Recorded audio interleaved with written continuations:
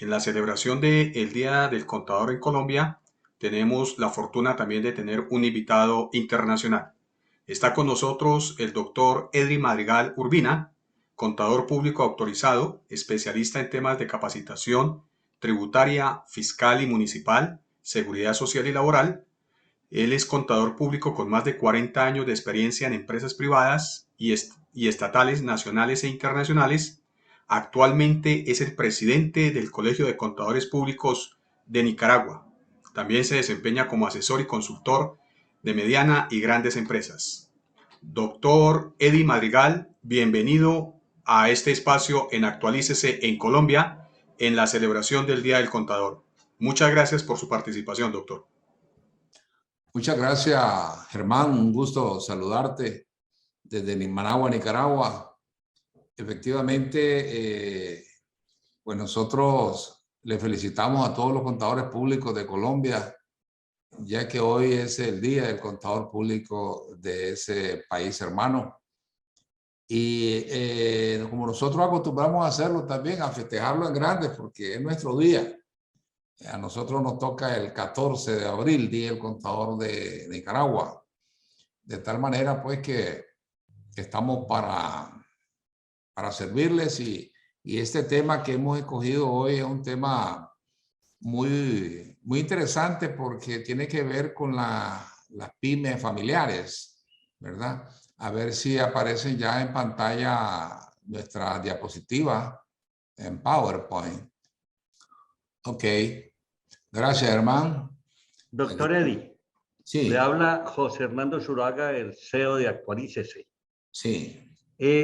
Quiero que sepa que en Colombia el mayor apoyo en contenidos para contadores, revisores fiscales, auditores, empresarios, economistas, administradores y para el desarrollo empresarial lo encuentra en Actualícese. Yeah. Es importante entender eso y reconocer en qué sitio está en este momento.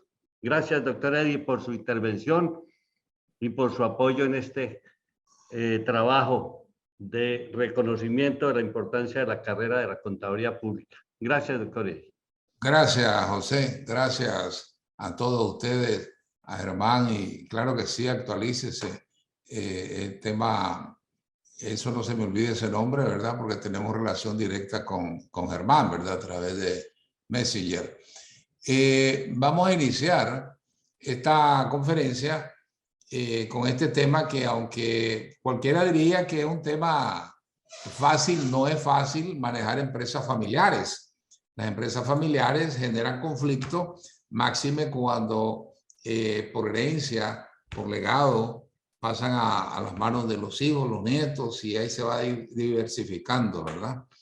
Entonces, iniciamos con el objetivo que el contador público pueda analizar y comprender las gestiones de liderazgo dentro de las empresas familiares.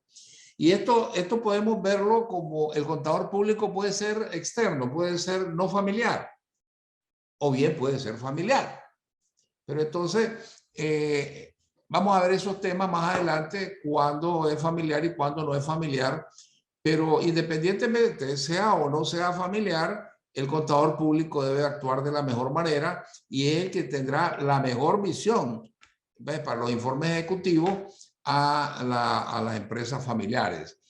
Entonces hablamos de liderazgo dentro de las empresas familiares, así como la diversidad, dice, de conflictos que se pueden presentar en las empresas familiares, con el fin de poder dar una asesoría eficiente y productiva para lograr el éxito de las operaciones y ayudar a garantizar la sucesión exitosa de las empresas.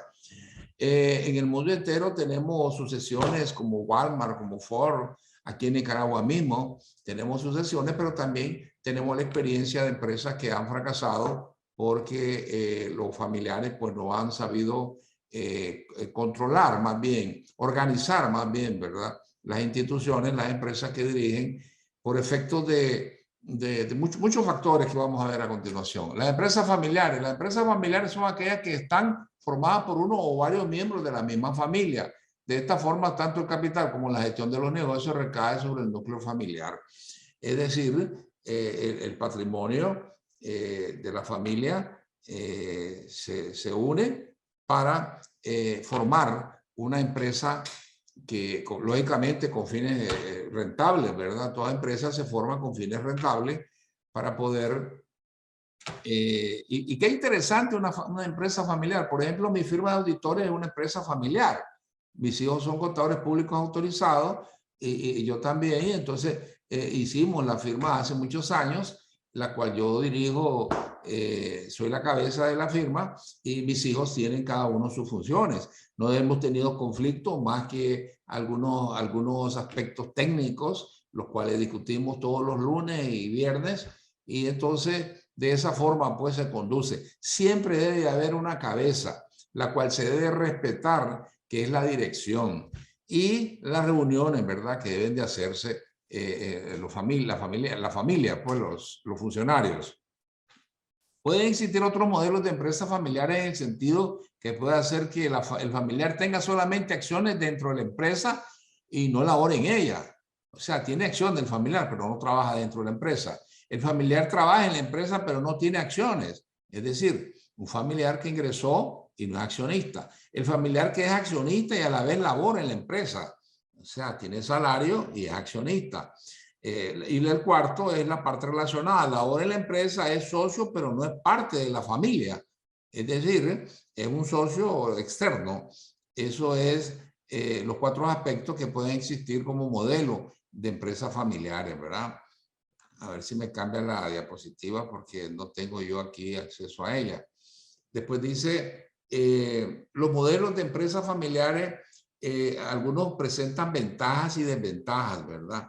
A la vez, cuando el vínculo familiar es tan estrecho, el riesgo de tener conflictos en las horas de toma de decisiones es muy alto. A la hora de la toma de decisiones, precisamente el director, la cabeza, es la que lleva la dirección de la empresa, quien tiene que influir para que esos conflictos no se expandan, tratar de minimizar los conflictos. ¿Y cómo minimizamos los conflictos? A través de las reuniones, a través de constante acercamiento con todos los miembros del staff cuando los familiares ocupan cargos de gerencia, o bien con los que no están trabajando dentro de las instituciones, pues frecuentemente hacer las reuniones para dar las explicaciones necesarias en cuanto a los proyectos de venta, proyectos de inversiones, etcétera. Todo depende del proceso de dirección, manejo y control de la misma. Si el proceso de dirección está bien organizado, está cumpliéndose y todas las normas se están cumpliendo, pues menos problemas tendrá la empresa. Y las ventajas de la empresa familiar, ¿cuáles son? La transmisión de valores y cultura familiar y en torno de la labor económica, es decir, el laboral económico. La empresa tiene dónde ir a trabajar, los familiares tienen dónde ir a trabajar, tienen una empresa formada y van de generación en generación transmitiéndose los valores y la cultura familiar. Mayor cercanía con los clientes, es decir, una unión, una familia, probablemente los apellidos pues suenan mucho más cuando hay socios familiares y el cliente pues tiene mejor relación. Mayor control en cuanto al manejo de la empresa. Sí, siempre y cuando pues el marco de dirección, lo que es la organización de la empresa, marche y funcione bien. Mayor compromiso en momentos de crisis económica, efectivamente, y mayor flexibilidad en horarios de descripción de puestos. También se puede dar, nada más que pueden hacer unos conflictos ahí por algunas diferencias, ¿verdad?, con algunos de los miembros. Y la planeación a largo plazo por ser esta de tipo generacional. Ahí funciona algo bueno, que es decir, las proyecciones son a mediano y largo plazo. ¿Por qué? Porque se supone que el familiar que llegue va a continuar con el proceso de la empresa, pues el crecimiento y toda lo que son las proyecciones, ¿verdad? Continuemos con la otra diapositiva. La desventaja, ¿cuáles son las desventajas de las empresas familiares? Dificultades en algunos casos de conseguir financiamiento con los bancos. ¿Por qué? Porque la banca los relaciona, lógicamente, y probablemente algunos de los familiares puede tener alguna diferencia con alguno de los bancos por efectos de crédito. Tienen una alta aversión al riesgo porque su propio patrimonio está en juego. Es decir, ahí están, como dicen, toditito, todo lo que tienen dentro de esta empresa y por lo tanto, pues el patrimonio familiar se puede ver en riesgo en un momento que ocurran algunos incidentes. En algunos casos, el crecimiento de la empresa puede ser limitado, cierto. Puede ser limitado por el mismo patrimonio y por el mismo punto uno, que es la dificultad de algunos de conseguir financiamiento. La falta de sucesores o de preparación adecuada a los herederos puede conducir a la desaparición de la misma. Efectivamente, hay herederos, hay familias de que posiblemente no les guste ese tipo de negocio, ese tipo de actividad y estudiaron otra carrera y se desvían y no le ponen atención a la empresa, más bien van buscando cómo sacar sus utilidades, etcétera, pero no invierten su tiempo en ella y por lo tanto no hay sucesión, pues se pierde la sucesión. Conflictos de interés dentro de la familia. Recordemos que los herederos, a medida que va cambiando las generaciones, ahí viene nuevas personas, nuevas familias que se integran, tanto de la esposa como del esposo, y ahí viene perdiéndose un poco aquello que es lo original de la familia. Viene diversificándose y entran a la empresa personas inclusive que no llevan el mismo apellido por ser tal vez una hermana y tuvo un niño y a cambio el apellido del papá, usa el segundo apellido de la familia, etcétera. La gobernanza no es estructurada, ya que en algunos casos no existe una jerarquía y reglas internas bien definidas.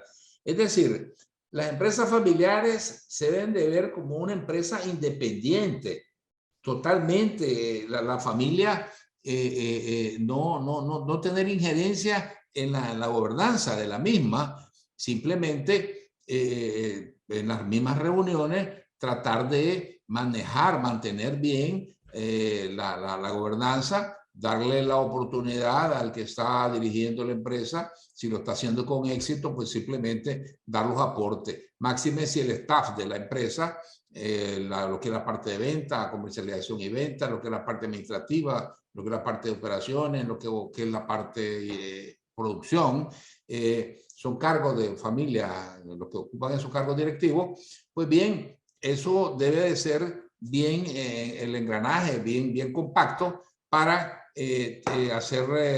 tomar una dirección y seguir la dirección de la gobernanza cuando la empresa pues tiene bien estructurada su staff, su dirección. Y en algunas empresas no permiten que otras personas fuera del vínculo familiar ocupen puestos gerenciales. Estas son desventajas porque probablemente dentro de la empresa, cuando hay cambios generacionales, vienen y no tienen la capacidad probablemente de gerenciar una empresa familiar. Una empresa familiar puede ser pequeño o grande, pues, ¿verdad? Pues, entonces, no hablemos cuando se trata de la familia, no es que sea una empresa pequeña, pues una empresa grande, una empresa inmensa que tal vez necesita contratar los servicios de un externo, de un director externo. Y aquí vemos ejemplos de empresas familiares que han logrado prevalecer en los años, a través de los años, y han tenido mucho éxito, como Walmart, fundada en los años 60 por Walton, y hasta el día de hoy la familia Walton controla el 48% de las acciones de la empresa. Es decir, esto ha sido exitoso, ¿ve? Han manejado muy bien su patrimonio. La Ford, fundada por Henry Ford, el genio creador del modelo de producción de masa, todavía está administrada por sus descendientes con un 40% del capital accionario de la empresa. Cosmax, fundada en el año 1963 por Robert y su hijo, Brian Robert, empresa proveedora de servicios de televisión. Estas son empresas de éxito, empresas familiares que han logrado por muchísimos años mantener muy bien el control de la empresa. Los conflictos más habituales en las empresas familiares. ¿Cuáles son los conflictos más habituales en las empresas familiares?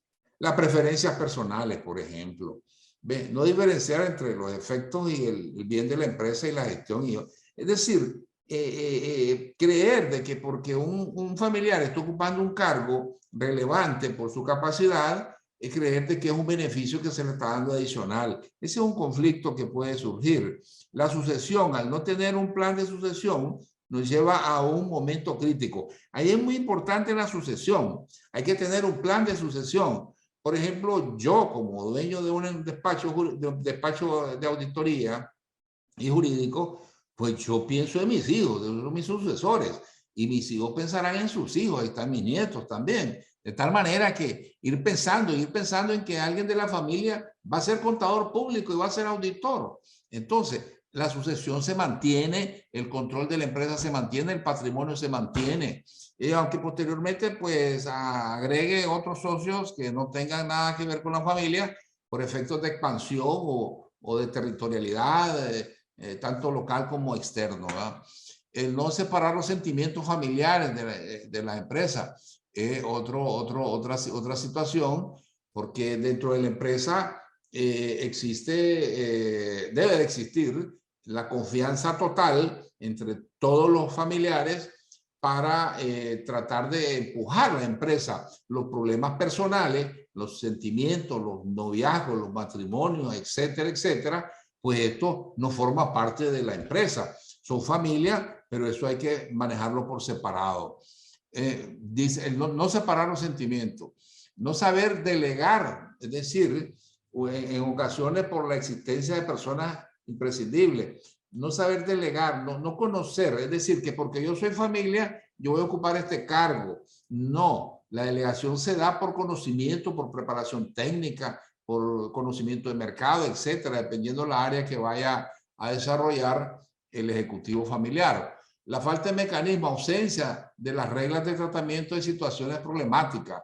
Y tenemos también la superposición de los roles y funciones sin definir claramente. Es decir, las normas, las políticas internas de la institución, debe estar bien claramente definida, los manuales de función claramente definidos, y eso debe ser respetado por todos los familiares, sea quien sea, o el capital accionario más alto, lo que sea, pero para que la empresa tenga éxito, debe existir el respeto a todititos los manuales y políticas internas de la institución. A ver si continuamos por acá. Y dice, el sistema excesivamente personalizado, falta de flexibilidad y acceso de personalismo, dice, en la dirección. Entonces, la dirección debe de ser flexible, pero también debe de conducir la situación, debe saber hasta dónde puede ser ese margen de flexibilidad. Podemos ser, dependiendo de la situación, se puede ser flexible hasta cierto punto. Nosotros tenemos punto izquierdo, punto derecho. ¿Hasta dónde podemos llegar como directores ejecutivos de nuestras instituciones?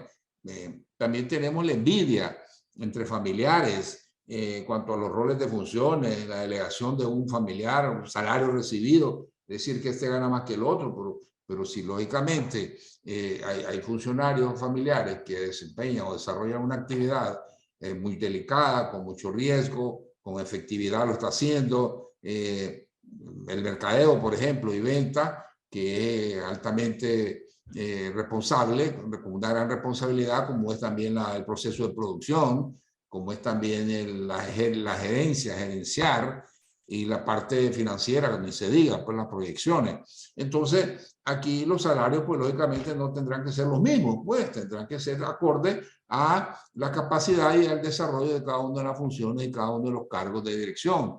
Y los choques generacionales, lo que le hablaba, por los cambios generacionales, es decir, mis hijos, mis nietos, pues ya llevan, si fuera hija mía, mi nieto lleva ya el apellido del papá, que es mi yerno, y ahí esos cambios generacionales pueden tener algunos conflictos ahí, y los más jóvenes son los que provocan más la situación, pues, porque desde que llegan quieren mandar ahí, quieren ejecutar acciones que tal vez no está dentro de las normas, dentro de las políticas de la institución.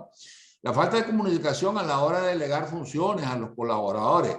Este error es un visto en las empresas familiares que tienden a convertirse en conflictos entre las partes, empresas, familias, colaboradores. Allí nosotros podemos tener, inclusive los colaboradores pueden tener ingresos más altos que un familiar, y el familiar lo ve con malos ojos, pues, porque el colaborador que no es propiamente familiar, pues tiene su conocimiento y fue contratado para ese fin, ¿verdad?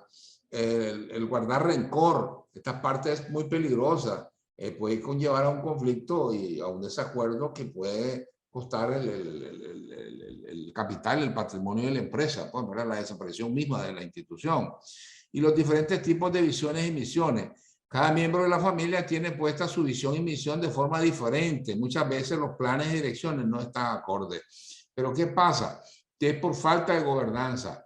Yo quiero decirles y repetirlo y repetirlo. La empresa, por muy pequeña o grande, familiar que sea, debe de tener un marco administrativo, un marco de política administrativa bien definido, normas bien definido para evitarse caer en estos errores que trae consecuencias graves a las empresas familiares. Para evitar el riesgo máximo de conflicto, las empresas familiares de éxito presentan las siguientes características. Las empresas familiares de éxito. En los negocios familiares, óigase bien, en los negocios familiares que perduran, hay normalmente una buena relación familiar. La familia funciona muy bien y las empresas también. ¿Por qué? Porque todo va detrás de un mismo objetivo. Trabajo, distribución de utilidades, servir a la sociedad. ¿Y qué más quiere un familiar ser dueño de una empresa y tener prácticamente fijo su trabajo por muchos años, pues, ¿verdad? Y lo de su familia, lo de su descendencia.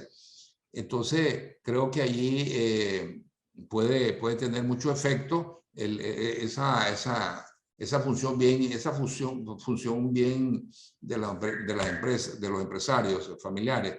Los conflictos se solucionan fácilmente, tanto en la familia como en las empresas, y el negocio familiar va por varias generaciones, que en los 3 casos que les mencioné anteriormente. Hay una buena sincronización y existe una muy buena comunicación realizando reuniones periódicas. Esto es importante. Los planes de la empresa, todos los proyectos, hacer las reuniones frecuentes de junta directiva, inclusive no solo de junta directiva, sino con el staff de directores de la empresa, para dárselos a conocer, y al resto de familiares, ¿verdad? Dependiendo de las áreas donde trabajan. Si llegase a existir conflictos graves entre los familiares, se apoyan de asesores especializados en la materia de conflicto.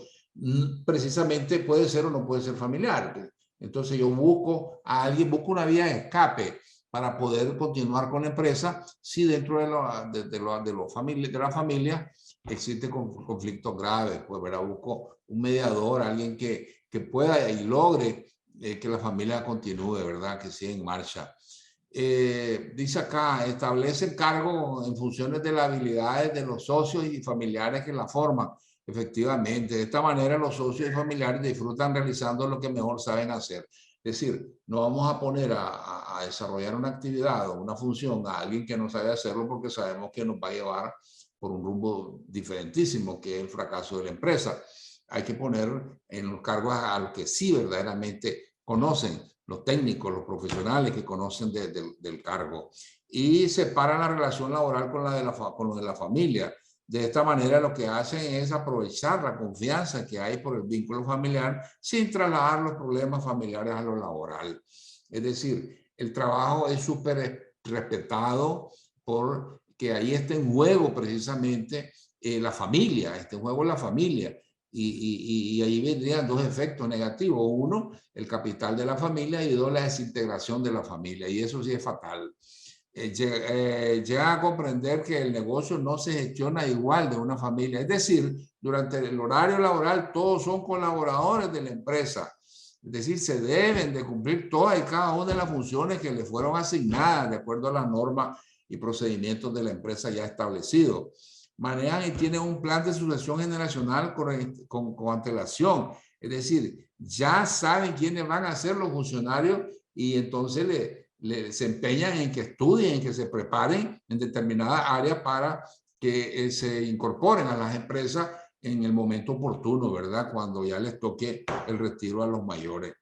Y por último, ¿verdad? Es importante estar preparado ante cualquier contratiempo, eventualidad, muerte, incapacidad y saber quiénes serán los próximos máximos dirigentes de la empresa familiar. Es interesante esto porque de esa misma forma se conserva el capital accionario y se conserva la unión familiar.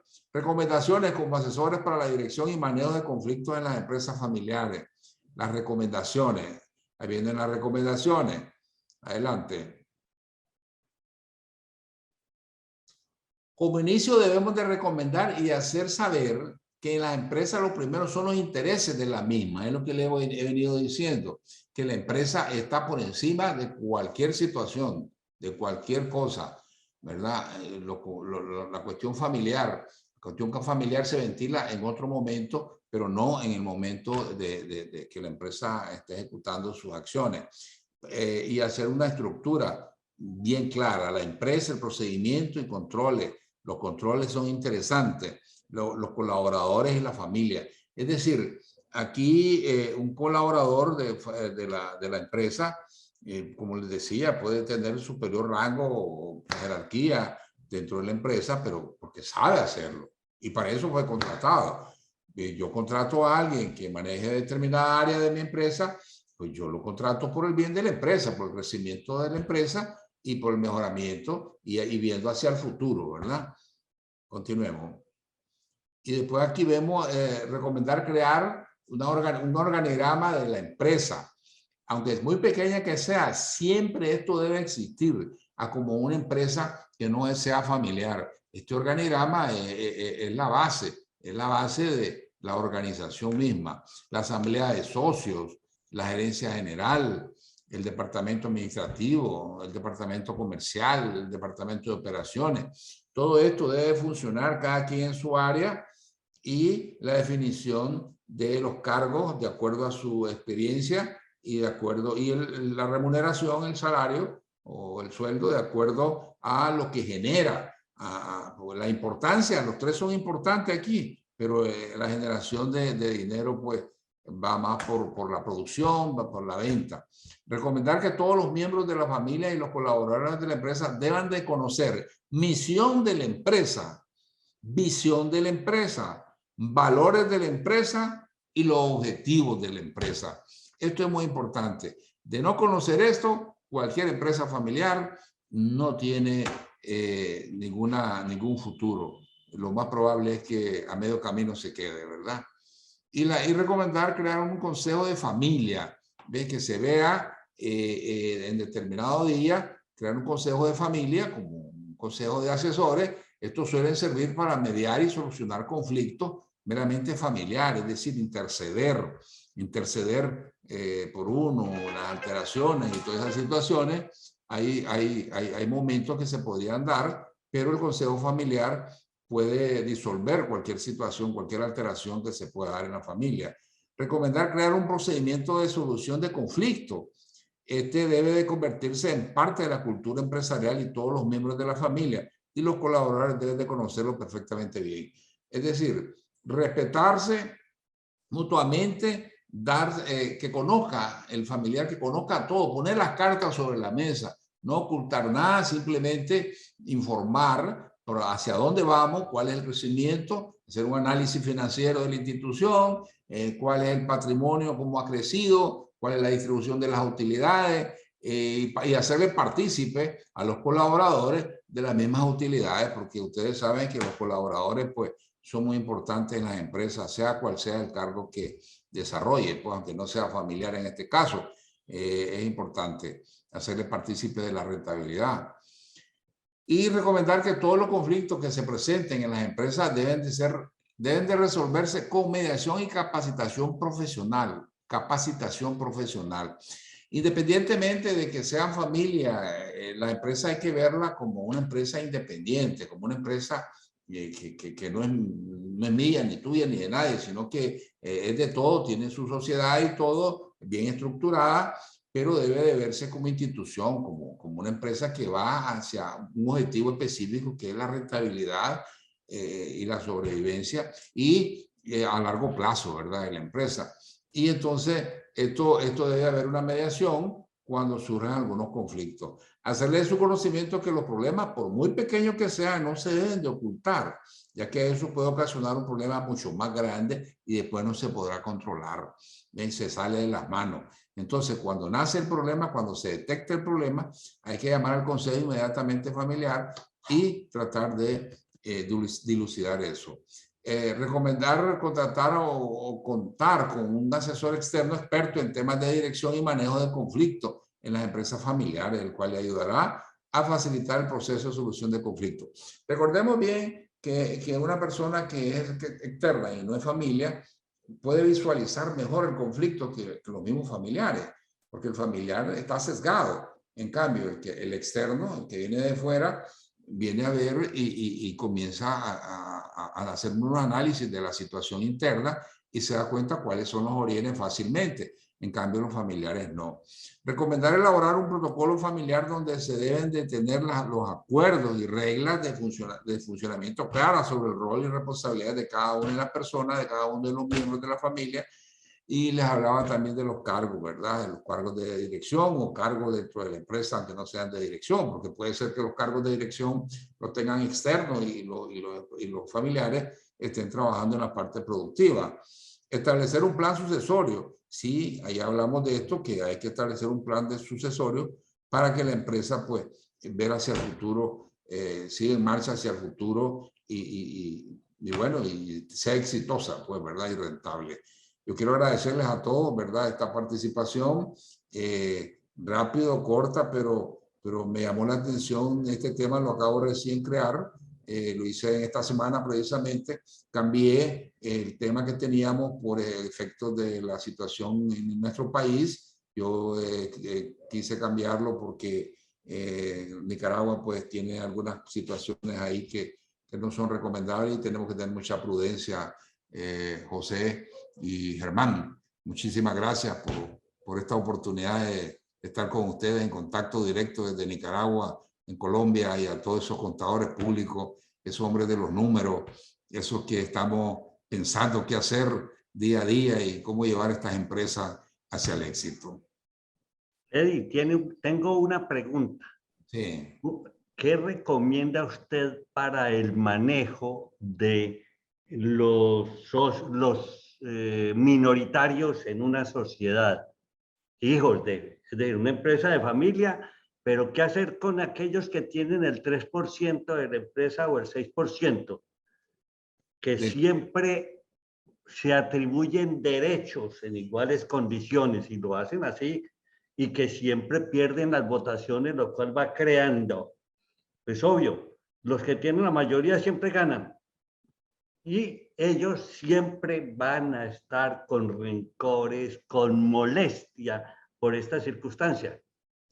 Sí, es ahí donde yo explicaba anteriormente que desde el momento que se hace el pacto social, el pacto jurídico, o sea, la formación de la sociedad, hay que poner las reglas sobre la mesa y hay que hacer el manual de funciones, hay que crear realmente las políticas claras de la institución y la jerarquía sobre todas las cosas. La gobernanza de la empresa se basa en que las reglas están ahí y hay que respetarlas. Y el que no la respete, por muy 3%, por muy 6% de capital accionario que tenga, pues sencillamente puede ser hasta despedido de la empresa, pues un familiar puede ser despedido por incumplimiento y debe de cumplirse y acatar las reglas del juego que están ahí en la empresa escritas, pues como cualquier empresa privada que no pertenezcan. Ellos deben de ver esa empresa como una empresa donde ellos están trabajando y están generando ingresos. La distribución de utilidades, de acuerdo al capital accionario, pues claramente definido en el libro de acta, pues, ¿verdad? Y en la escritura de constitución.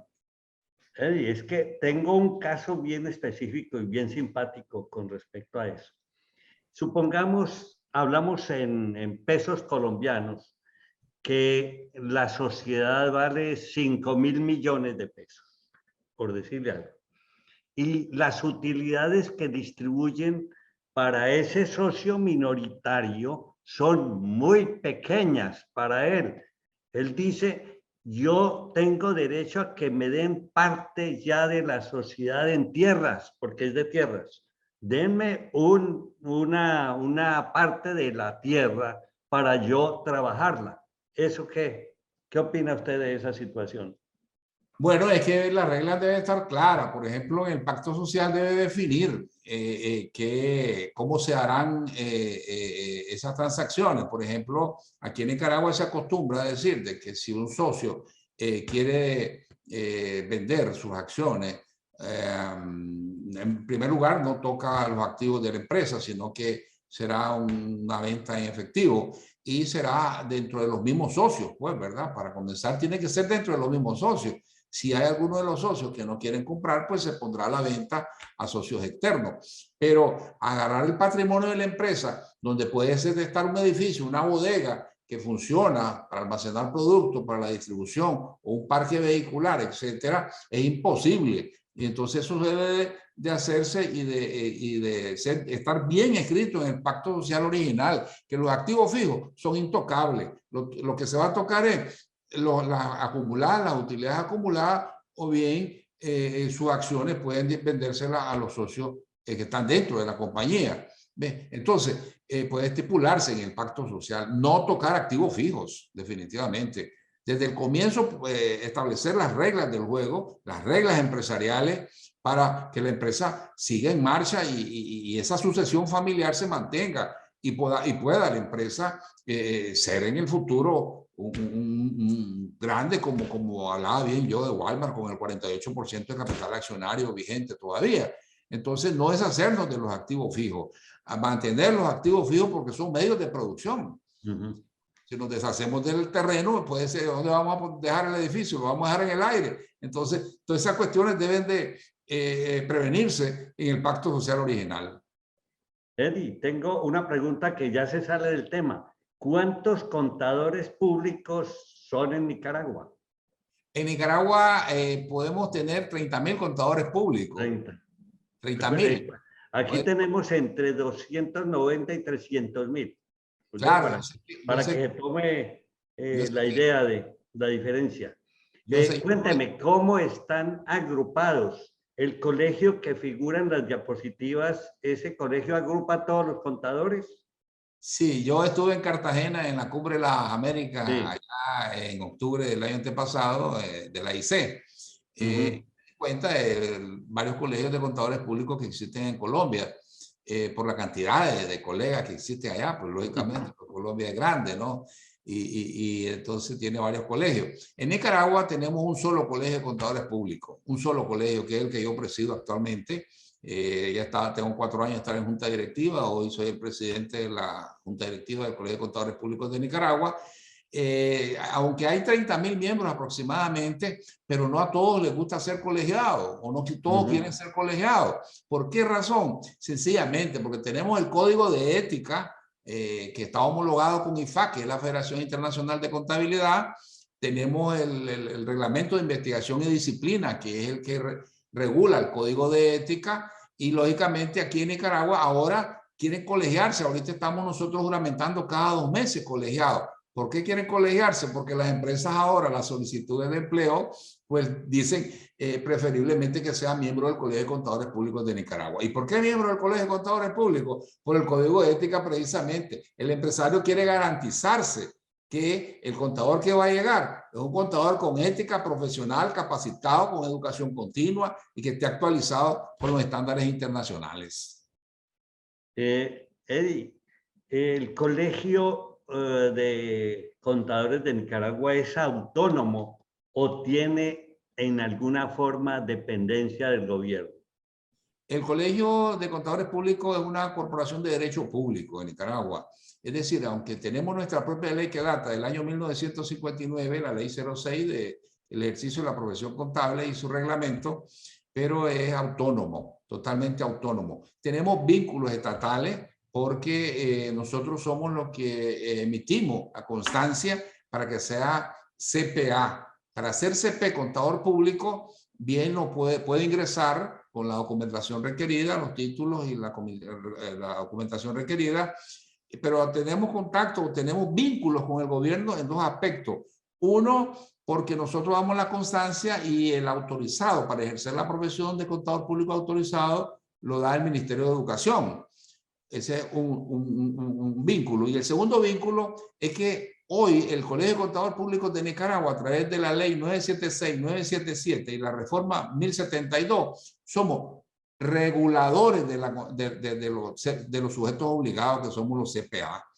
Es decir, en Nicaragua existe la UAF, que es el organismo que regula o que supervisa o que regula más bien lo que es el lavado de activos. Entonces nosotros somos los que regulamos a los contadores públicos autorizados, fedatarios públicos, lo que regulamos lo que es el lavado. Es decir, aquí tenemos nosotros un despacho, una oficina de oficial de cumplimiento, que es el que, donde caen todos los casos de actividades inusuales, y posteriormente, pues si el caso se analiza, va a revisión, la oficina que es independiente de la dirección ejecutiva, de la dirección de la presidencia, de la junta directiva, del tribunal de honor que tenemos también, es independiente, son autónomos, entonces ellos analizan cada uno de los casos.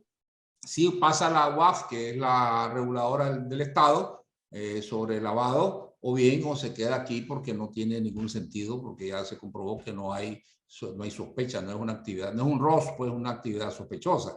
Entonces sí tenemos vínculo con el Estado, pero somos autónomos en cuanto a nuestras elecciones, hacemos elecciones, vamos a Asamblea General, tenemos nuestra propia ley, nuestro reglamento, y trabajamos con el Estado también estrechamente, es decir, muchos colegas nuestros ocupan alto cargo dentro del Estado de Nicaragua. ¿Cómo es la gobernanza? ¿Qué organismos de jerarquía tiene ese colegio?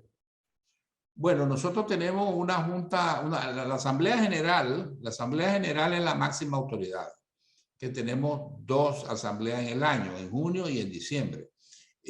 Los temas relacionados a temas delicados, pues los llevamos a Asamblea General, como son también la formación de una comisión electoral para procesos de elección, que es independiente, libre, soberano, indelegable, y físicamente a depositar el voto para los miembros de junta directiva, porque nosotros vamos a votaciones y se presentan por lo general dos opciones. Entonces, 2 opciones, y entonces cada quien vota por su opción, pues. Entonces aquí le llamamos nómina 1, nómina 2 o nómina 3. En este caso, pues yo pertenezco a la nómina 1, por la cual fui electo presidente de la junta directiva con todo mi equipo y el equipo del Tribunal de Honor. Tenemos un Tribunal de Honor que es el que se encarga de juzgar a los contadores que cometen algunos delitos o algunos errores, o bien hacer las cosas de acuerdo a las denuncias. Tenemos 5.000 miembros afiliados ahorita. Casualmente la semana pasada, el 24, juramenté al número 5.000. Miembros 5.000 que son miembros del Colegio de Contadores Públicos de Nicaragua. Entonces, la máxima autoridad de la Asamblea General de miembros. Posteriormente viene la Junta Directiva, que es la que administra el colegio, en este caso nosotros. Hay un Tribunal de Honor y está la Dirección Ejecutiva y la parte administrativa. Esa es la jerarquía y la gobernanza del Colegio de Contadores Públicos. Su servidor tiene una junta directiva en la cual todas las decisiones las llevamos a juntas con relevancia. Yo tengo decisiones, puedo tomar decisiones limitadas dentro de la ley, y lo que no está dentro de la ley, pues yo lo llevo a junta directiva para que en sesión ordinaria o extraordinaria tomemos las decisiones acertadas entre 7 miembros que somos de la junta directiva: presidente, primer vocal, segundo vocal, tercer vocal, secretario, fiscal y el tesorero de la junta directiva. ¿Con remuneración todos? Ninguno. ¡Ah, caramba! Y ninguno de los miembros de la junta directiva tenemos remuneración alguna. Lo que tenemos son gastos a la hora de hacer giras, porque hacemos giras en el interior del país. Pues tenemos vehículos aquí, el viático y los gastos de combustible con conductor. Muchas veces nos movemos en vehículo propio.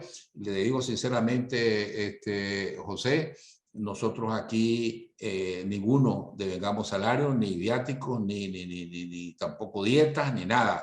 Aquí prácticamente todos los de la Junta Directiva somos trabajadores independientes, la mayoría, que tenemos despacho, firma y somos prácticamente, pues lo hacemos por el amor, por ese cariño a esta profesión tan noble como es el ser contador público en el mundo, que una de las es la segunda profesión mejor remunerada, y en todo país, creo que en todos los países, creo que en Colombia también el contador público autorizado pues es remunerado independientemente de la cantidad que haya, porque el tamaño territorial de Colombia pues es grande. Una última pregunta, Eddie, es las faltas de ética. ¿Cuál de esos organismos que me dijo hace el análisis, estudia el caso, la denuncia de esa falta de ética y toma las decisiones de sancionar? Sí, nosotros tenemos un tribunal de honor que hay un presidente, hay una secretaria, hay un secretario y hay un vocal. Entonces nosotros tenemos un reglamento de investigación y disciplina. La falta de ética viene, o cómo caen al tribunal de honor, por quejas. Nosotros de oficio no perseguimos nada a menos que salga publicado algo en algún medio de alguna falsificación de un fedatario público. Entonces nosotros lo damos a conocer. Tenemos una página web que creo que ustedes la conocen, ¿verdad? La página web del Colegio de Contadores Públicos de Nicaragua. Ahí aparecemos todos los miembros de junta directiva, ahí aparecemos la educación continua, que tenemos programas especiales de educación continua gratuitos y pagados, impartimos cursos diplomados, a través de con otras universidades tenemos también convenios para efectos de posgrado, que hoy son especialidades, maestría, tenemos maestría en contabilidad pública y auditoría, de tal manera que el colegio es un colegio activo. Es un colegio activo de mucho prestigio nacional e internacional. Creo que allá por Colombia también suena el Colegio de Contadores Públicos de Nicaragua. Somos miembros de AIC, la Asociación Interamericana de Contabilidad, el cual tenemos voz y voto ahí, también de IFAC. Y el Código de Ética, precisamente, nuestro Código de Ética está homologado con el IFAC. Está homologado con el DIFAC. Y el Reglamento de Investigación y Disciplina es el que regula en cuanto a las sanciones. Hay varios tipos de sanciones dependiendo del grado de delito en que se haya visto un colega, sea CP o sea CPA, sea contador público autorizado o sea solamente contador público. El contador público no es fedatario público, el contador público autorizado es el fedatario público, ¿verdad? Entonces, nosotros tenemos CPA aquí 1.300 y algo, casi 1.400. Y el resto son CPA que todavía están en proceso de ser autorizados. Y eso pues conlleva a educación continua, a cursos, a capacitaciones, a seminarios, y después pasa un examen para validar su capacidad para ejercer la profesión de contador público autorizado. Entonces, el Tribunal de Honor es el que impone las sanciones de acuerdo al tamaño de sanción o dependiendo pues de ellos. Es independiente también de la Junta Directiva. La Junta Directiva únicamente solicita para el informe anual, solicita los casos pendientes, cómo están los casos, cuáles son los casos finalizados, los que están en trámite y los que, bueno, los casos relevantes, lo más relevante. Entonces, doctor Eddie, muy amable, muy buena su intervención. La segunda parte era un complemento, porque a nosotros siempre nos nacen inquietudes muchas sobre la profesión en cada país, de manera que le quedo muy agradecido. No hay ningún inconveniente, mi teléfono lo tiene Germán, cualquier